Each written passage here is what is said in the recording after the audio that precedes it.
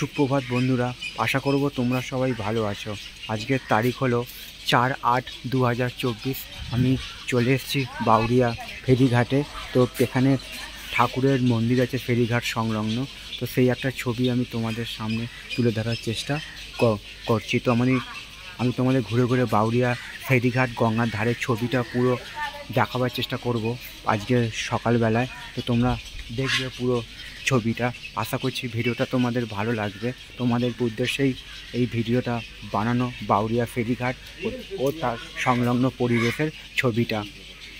কত সুন্দর শান্ত নিরিবিলি পরিবেশ বাউরিয়া ফেরিঘাট এবং তার গঙ্গার যে আমাদের চিরপরিচিত হুগলি নদী আছে, এখন সেখানে চলছে ভাটা।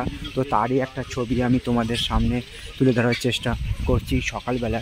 এখন সময় বাজলো সকাল 7:15। আমি চলে এসেছি বাউরিয়া ফেরিঘাটে।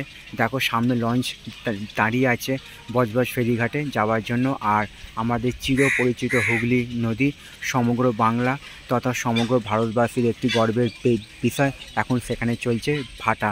পানাগুলো সব বাঁদিক থেকে ডান দিকে চলে যাচ্ছে। আর জল দেখো কতটা তলায় নেমে আছে জল। এখন যেহেতু ভাটা চলছে, জোয়ার ফলে জল ওপরে উঠে যায়। আর সামনে দেখো বট গাছ আছে, কত পাখি এসছে, বক এসছে। তারই একটা ছবি আমি তোমাদের সামনে তুলে ধরার চেষ্টা করছি। এখানে পাখিদের কত বাসা আছে, দেখো একবার ছবিটা।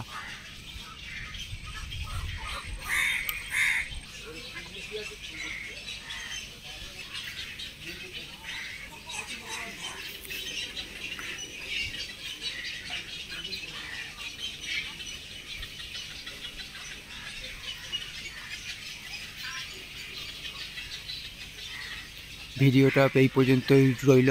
সকলের জন্য শুভ কামনা রইল আমার পক্ষ থেকে আজকের দিনটা এবং আগামী দিনগুলো আরও আনন্দময় হয়ে উঠুক, এইটুকু আমি ভগবানের কাছে প্রার্থনা রাখলাম এবং সবার জন্য সুস্বাস্থ্য কামনা করলাম।